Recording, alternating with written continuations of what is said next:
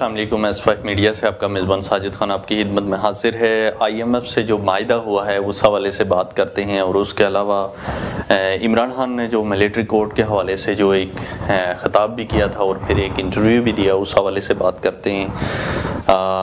IMF से जो मायदा हुआ है 3 अरब जो है तो वो पाकिस्तान को मिला है, लेकिन वो मिला कैसे है ये नहीं बताया गया। और उसके अलावा जो शहबाज शरीफ ने बड़ी दबंग अंदाज से प्रेस कॉन्फ्रेंस की है, तो प्रेस कॉन्फ्रेंस में भी आपने मतलब कि जो जवाबात थे जो आते थे वो बता दिए हैं। उसके अलावा से बहुत सारे जो सवाल हैं तो वो पी चुके हैं, उनके जवाब नहीं मिले। जो IMF से वादा हुआ है तो उसमें आम पब्लिक को कितना फ़ायदा हुआ और कितना नुकसान हुआ है, ये इस पे हम आज डिस्कस करेंगे।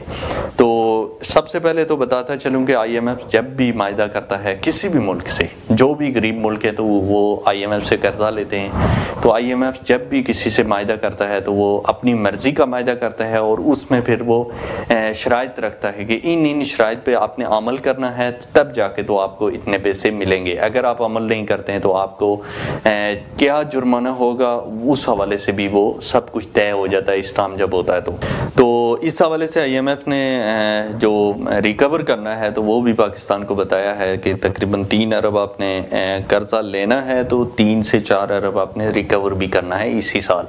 जो बिजली और गैस की कीमतें थी वो बढ़ा दी गई हैं। उसके अलावा पेट्रोल, डीजल और दीगर जितनी भी अशिया ज़रूरत अशिया हैं उनकी कीमतें जो बढ़ा दी गई हैं। उसके अलावा हुकूमत ने जो हमारे जो शहबाज शरीफ हैं उन्होंने जो प्रेस कॉन्फ्रेंस की है, प्रेस कॉन्फ्रेंस में बहुत सारे सवाल ऐसे पूछे गए जिनका उन्होंने जवाब नहीं दिया। और आपको बताता चलूँ कि अगर थोड़ा सा पीछे चलें, जब इनको PDM को हुकूमत मिली थी तो इन्होंने कहा था जी कि ये जो महंगाई है तो इमरान खान ने जो है तो वो IMF से वायदे किए हैं, इस वजह से जो महंगाई है। उसके बाद उन्होंने कहा जी कि ये जो महंगाई है तो अगर IMF का जो मायदा था अगर इमरान खान उस पर चलते रहते तो फिर इतनी महंगाई ना होती जो हमने मायदा किया था। उसके बाद से अब जो कह रहे हैं, हमारी जो बदकिस्मती से जो हमारी PDM के जो वज़ीर आज़म हैं शहबाज शरीफ, तो उन्होंने अब क्या कहा है कि जो IMF का जो मायदा हुआ है अगर ये ना होता तो खुदा न खास्ता पाकिस्तान डिफ़ॉल्ट कर सकता था। और फिर उन्होंने कहा जी कि मैं और पूरे पाकिस्तान से अपील की है कि वो दुआ करें कि आइंदा जो है तो वो IMF के प्रोग्राम में ना जाना पड़े। हालांकि इतनी ज़्यादा हमने कर्ज़े ले लिए हैं कि अगर हम कर्ज़ों की किस्त देते हैं तो उसके लिए भी हम पैसे खुद से नहीं कमा रहे।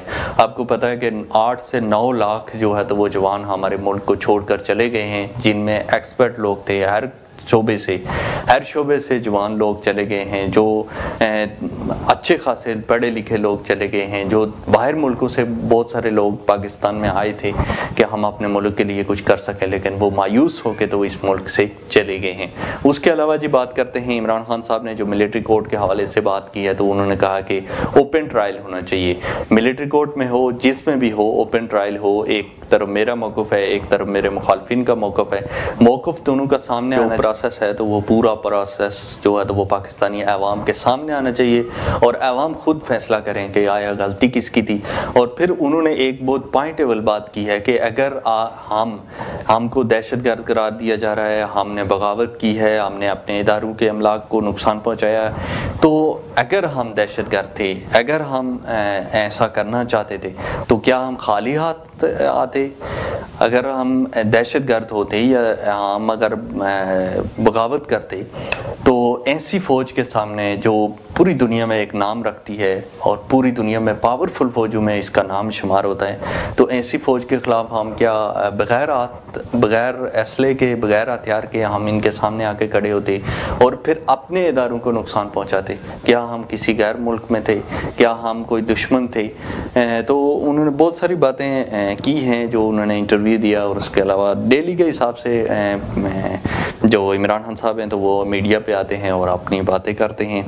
तो उन्होंने एक बात ये भी कही कि आज जो पाकिस्तान का जो कानून है तो वो सिर्फ़ आम लोगों के लिए है, वो सिर्फ कमज़ोर के लिए है, या वो सिर्फ पीटीआई के लिए है। बाकी ताकतवर जो मर्जी करना चाहें, और उसके अलावा जो ताकतवर आज जो हुकूमत में बैठे हुए हैं, जो पूरे हमको बताया गया था कि ये चोर हैं, इनके ऊपर किताबें लिखी हुई हैं, नावल लिखे हुए हैं, इनके ऊपर डॉक्यूमेंट्रीज बनी हुई हैं, लेकिन आज वो हम पे ऊपर मसल्लत किए गए हैं और आज वो नेक शरीफ हैं, पाक साफ हैं और आज हम गद्दार। बहरहाल जंग जारी है, एक तरफ इमरान खान है, एक तरफ पीडीएम की हुकूमत है। देखते हैं कि फतह किसकी होती है। अगर इलेक्शन आते हैं तो फिर हकीकी फतह का पता चलेगा कि फतह किसकी है और आवाम किसके साथ है। इसी के साथ अपने मेज़बान साजिद खान को इजाज़त दीजिए।